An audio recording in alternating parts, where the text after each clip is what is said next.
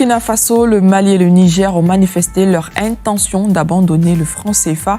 Ces trois pays du Sahel aspirent à la souveraineté monétaire, ce qui nécessite de balayer l'héritage colonial.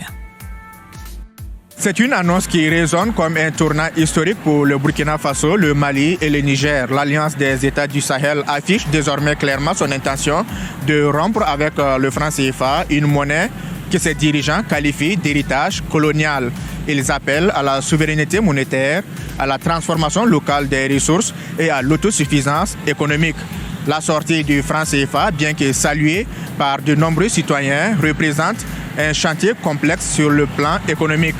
Créer une nouvelle monnaie, bâtir une banque centrale autonome, garantir la stabilité financière, autant d'enjeux techniques qui exigent une planification rigoureuse et des choix stratégiques cohérents. Ça va de notre indépendance économique parce que tant que votre monnaie n'est pas une monnaie souveraine, tant que ce sont les autres qui battent votre monnaie pour vous, donc vous ne pouvez pas maîtriser le système monétaire. Comment ça se passe? Vous ne pouvez pas maîtriser.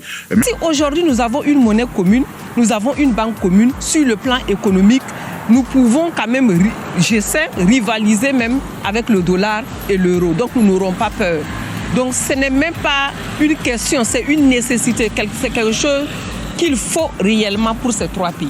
Vous savez, la souveraineté totale d'un pays, j'ai toujours dit à maintes reprises, il y a trois étapes, trois sortes d'indépendance qu'un État doit avoir pour parler de la souveraineté.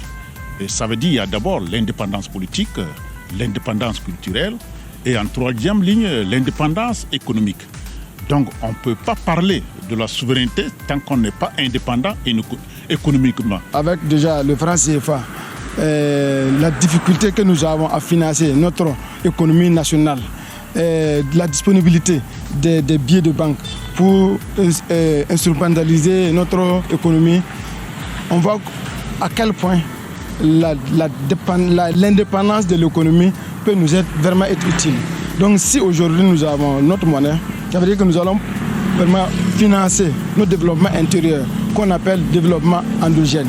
Nous allons financer cela et la jeunesse, les femmes et surtout l'industrialisation sera accentuée.